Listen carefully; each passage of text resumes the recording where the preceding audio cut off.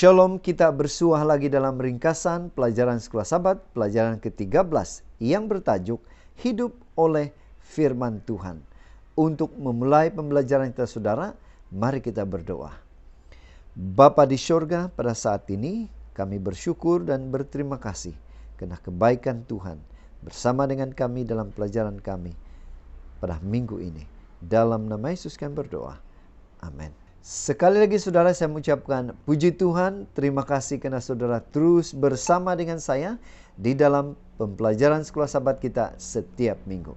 Nah saudara, pelajaran hari ini, pelajaran yang ke-13 adalah pelajaran yang terakhir di dalam triwulan yang kedua tahun 2020 yang bertemakan bagaimana kita menafsirkan firman Tuhan atau Alkitab. Semoga dalam pelajaran kita dari pelajaran yang pertama sehingga pelajaran ke-13 telah memberikan satu semangat dorongan pada setiap kita supaya kita terus rajin dalam mempelajari Alkitab. Pada Sabat ini, pada minggu ini, pertanyaan besar Sekolah Sabat kita ialah apa artinya hidup mengikut firman Tuhan dan berada di bawah otoritas ilahi? Inilah pertanyaan besar saudara. Kiranya di dalam pelajaran yang terakhir triwulan ini akan menjawab pertanyaan besar ini saudara. Bila mana kita mempelajari Alkitab, kita mengetahui bagaimana kita menghidupkan firman Tuhan itu di dalam kehidupan kita. Juga seperti biasa saudara, di screen dipaparkan ayat-ayat Alkitab yang membantu kita di dalam pelajaran Sekolah Sabat kita sepanjang minggu. Ayat hafalan kita saudara terdapat dalam Yakobus 1 ayat 22 yang mengatakan, "Tetapi hendaklah kamu menjadi pelaku firman dan bukan hanya pendengar sahaja. Sebab jika tidak demikian, kamu menipu diri sendiri." Saudara, dalam mempelajari Alkitab, tidak guna mempelajari Alkitab sekiranya kita tidak berazam untuk hidup dengan mentaati apa yang kita pelajari. Penurutan kita akan merubah hidup kita dalam cara yang menarik untuk meningkatkan pemahaman dan pengetahuan kita. Sekiranya kita tidak mahu berpegang pada firman Tuhan dan tidak berniat untuk mempraktikkan apa-apa yang kita telah pelajari, kita tidak akan berkembang. Kesaksian kita akan terjejas karena kehidupan kita tidak selaras dengan kata-kata kita. Minggu ini kita akan mempelajari apa artinya hidup mengikut firman Tuhan dan berada di bawah otoritas ilahinya. Dan untuk mempelajari pelajaran Sekolah Sabat kita saudara, kita akan membagikan kepada 5 bahagian. Yaitu yang pertama kita akan membahas mengenai dengan pelajari dan hidupkan firman Tuhan dengan pimpinan Roh Kudus. Kedua, praktikan firman Tuhan seperti Yesus melakukannya. Ketiga, terimalah kebenaran keseluruhan Alkitab. Keempat, luangkan masa yang khusus bersama firman Tuhan. Dan yang terakhir, pelajari firman Tuhan dengan menghafal atau mengingat dan menggunakan musik atau lagu. Saudara, siapa yang sepatutnya menguasai diri kita dalam mempelajari dan mempraktikkan firman Tuhan? Inilah yang akan dibahas di dalam tajuk yang pertama, yaitu pelajari dan hidupkan firman Tuhan dengan pimpinan Roh Kudus. Bagaimana saudara? Filipi 2 ayat 13 mengatakan, "Karena Allah lah yang mengerjakan di dalam kamu baik kemahuan maupun pekerjaan menurut kerelaannya." Mempelajari firman Tuhan dengan cermat dan dengan kaedah yang betul adalah penting. Matlamat utama mempelajari Alkitab bukanlah untuk memperoleh pengetahuan yang lebih luas dan indah, tetapi sebaliknya firman Tuhan yang menguasai kita, mengubah kehidupan kita dan cara kita berpikir. Menurut Paulus, mempelajari firman Tuhan mesti membawa perubahan besar dalam kehidupan kita. Bagaimana kita harus melakukannya? Kita mesti membiarkan Roh Kudus berfungsi agar perubahan itu dapat berlaku. Bagaimana ini terjadi? Karena Tuhanlah yang bekerja dalam diri kita. Saudara, mari kita lihat fungsi Roh Kudus di dalam hal mempelajari Alkitab. Fungsi Roh Kudus ini, dia menerangi pikiran kita, membawa kita kepada Kristus, membawa kepada kebenaran, memberikan kita harapan dan keyakinan, memberikan kita sukacita, mengisi hidup kita dengan kasih, dan membawa kita kepada penurutan. Jadi saudara, di dalam topik yang pertama ini, Roh Kudus sangat penting di dalam mempelajari Alkitab. Dia akan menuntun, dia akan memimpin, dan dia akan membukakan hati pikiran kita semasa atau sementara kita mempelajari firman Tuhan atau Alkitab. Seterusnya, siapa teladan kita yang terbaik dalam mempraktikkan firman Tuhan itu? Inilah yang akan kita bahas dalam topik yang kedua, yaitu praktikan firman Tuhan seperti Yesus melakukannya. Bagaimana ini terjadi, saudara? Lukas 10 ayat 26 hingga 28 mengatakan, jawab Yesus kepadanya, apa yang tertulis di dalam hukum Taurat? Apa yang kau baca di sana? Jawab orang itu, kasihilah Tuhan Allahmu dengan segenap hatimu dan dengan segenap jiwamu dan dengan segenap kekuatan dan dengan segenap akal budimu. Dan kasihilah sesamamu manusia seperti dirimu sendiri. Kata Yesus kepadanya, jawabmu itu benar. Perbuatlah demikian, maka engkau akan hidup. Apa kaitan ayat ini di dalam tajuk yang kedua ini? Saudara, tiada contoh yang lebih baik dan lebih menginspirasikan untuk diikuti berbanding Yesus Kristus. Dia cukup mengetahui Alkitab dan menuruti firman Tuhan yang telah ditulis dan berpegang padanya. Yesus memahami kitab suci dengan baik sekali. Dia memahami firman Tuhan secara mendalam sehinggakan dia boleh memetik ayat-ayat yang dia hafal. Kefahaman firman Tuhan yang tertulis semestinya berpunca daripada masa yang diluangkan bersama Tuhan di dalam mempelajari kitab suci. Kita harus mengikuti teladan dia atau teladan Yesus yang berkata, belajarlah dari aku. Artinya saudara, Yesus mempelajari kitab suci. Dia dapat mengingatnya dan menerapkannya dengan betul dalam pelbagai aspek kehidupannya. Dia menggunakan kitab suci ketika dia tergoda, ketika dia membuang pengurup uang dari bait suci, ketika dia harus menjawab pertanyaan yang sulit. Dia dapat menafsirkan peristiwa yang dia jalani sebagai pemenuhan kitab suci.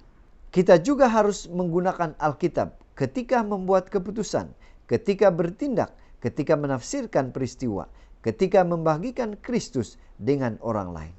Seterusnya saudara, pertanyaan kita ialah, bolehkah kita menerima kebenaran Alkitab hanya 99.9%? Inilah topik yang ketiga akan menjawab pertanyaan ini. Terimalah kebenaran keseluruhan Alkitab. Matius 5 ayat 38 hingga 39 mengatakan, kamu telah mendengar firman, mata ganti mata dan gigi ganti gigi. Tetapi aku berkata kepadamu, janganlah kamu melawan orang yang berbuat jahat kepadamu, melainkan siapapun yang menampar pipi kananmu, berilah juga kepadanya pipi kirimu. Apa kaitan ayat ini saudara dengan tajuk yang ketiga ini? Apakah message yang disampaikan oleh Yesus kepada kita mengenai hubungannya dengan Alkitab?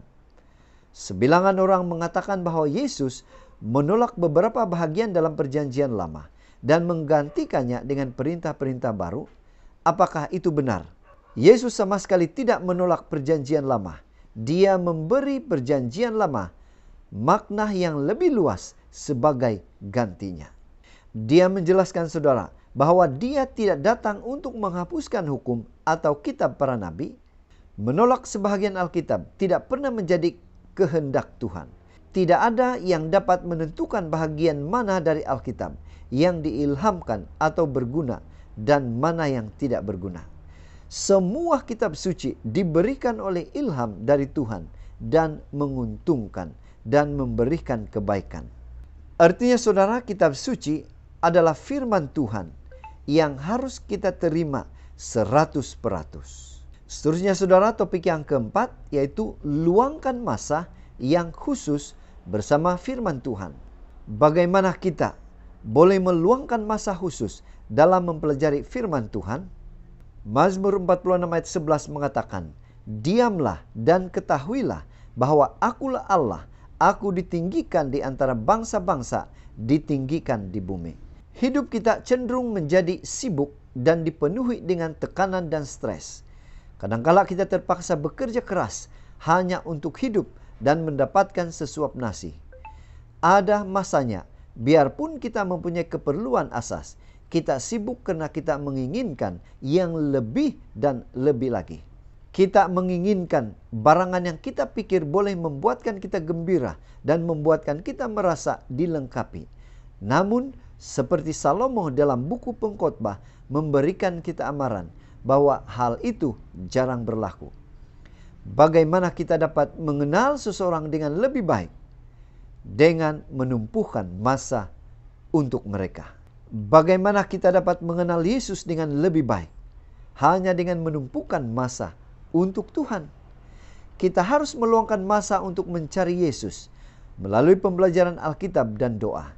Kita tidak akan menemui kebenaran dalam Alkitab dengan membacanya dengan tergesa-gesa atau cepat. Kita mesti membacanya dengan teliti, merenungkannya, dan membiarkan Roh Kudus berbicara dan menyedarkan kita. Sertakan waktu untuk belajar dan berdoa di dalam jadwal harian Anda.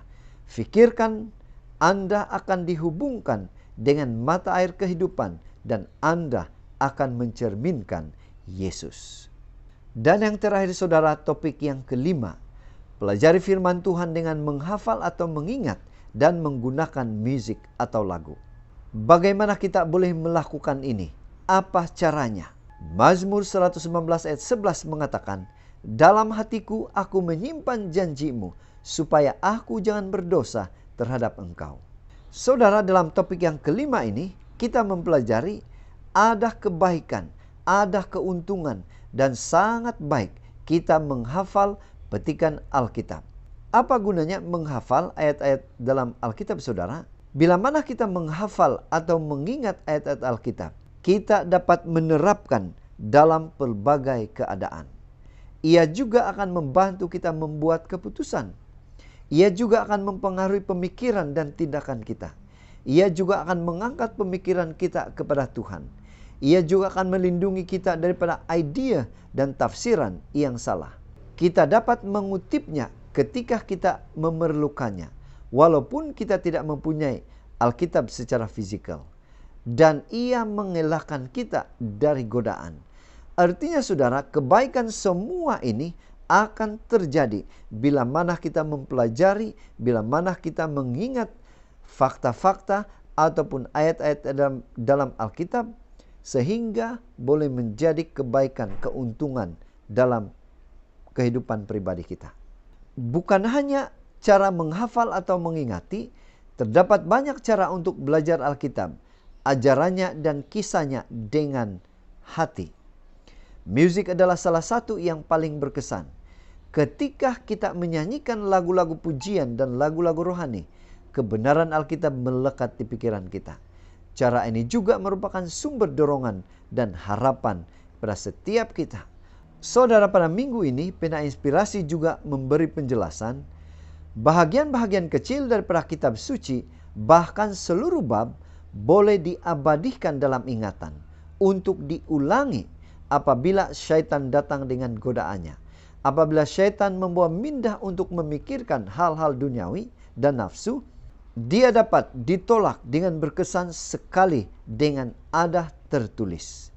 Inilah kekuatannya saudara, bila mana kita mempelajari Alkitab dengan tekun dan teliti.